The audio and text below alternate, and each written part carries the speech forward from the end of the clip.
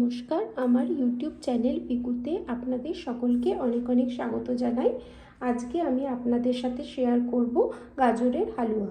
গাজরের হালুয়া করার জন্যে আমি গাজরগুলোকে ছাড়িয়ে নিয়েছি, ধুয়ে জল ঝরিয়ে নিয়েছি। গাজরগুলোকে কুড়ে নিচ্ছি।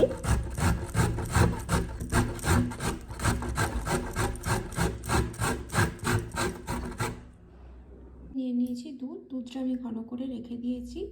ড্রাই ফ্রুটস কেটে নিয়েছি, এলাচ নিয়ে নিয়েছি, এলাচগুলো গুঁড়ো করে নেব। নিয়ে নিয়েছি ঘি, চিনি আর খোয়া। গ্যাসে প্যানটা বসিয়ে দিয়েছি, গ্যাসটা গরম হয়ে গেছে। এবার আমি ওতে দিয়ে দেবো গাজর কুড়োনো দিয়ে দিয়েছি। এবার আমি এটা ভালো করে নেড়ে নেব। গাজরটা খুব ভালো করে দিয়ে ভেজে নেব। গাজরটা আস্তে আস্তে ভাজা হচ্ছে। ভাজা হয়ে গেলে কোয়ান্টিটিটা অনেকটা কমে যাবে। গাজরটা খুব সুন্দর ভাজা হয়ে গেছে, দেখো কতটা কমে এসছে। এবার আমি একটু দুধটা দেব। দুধটা তো আমি ঘন করে রেখে দিয়েছি, দুধটা দেব। দুধটা দিয়ে দিচ্ছি। এটা ফুটতে শুরু করেছে।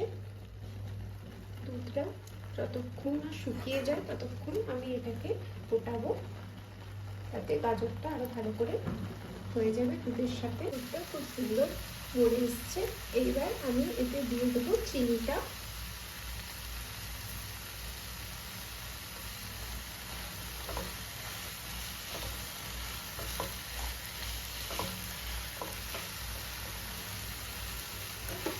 পরিমাণ মতন চিনি দিয়ে দিলাম।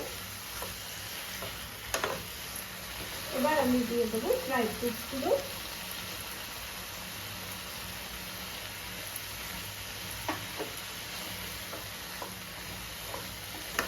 চিনির জলটা আমি ভালো করে শুকিয়ে নেব। অনেকটা শুকিয়ে এসছে।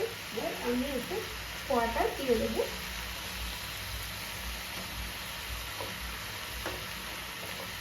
খোয়াটাকে সাথে ভালো করে মিশিয়ে নেব।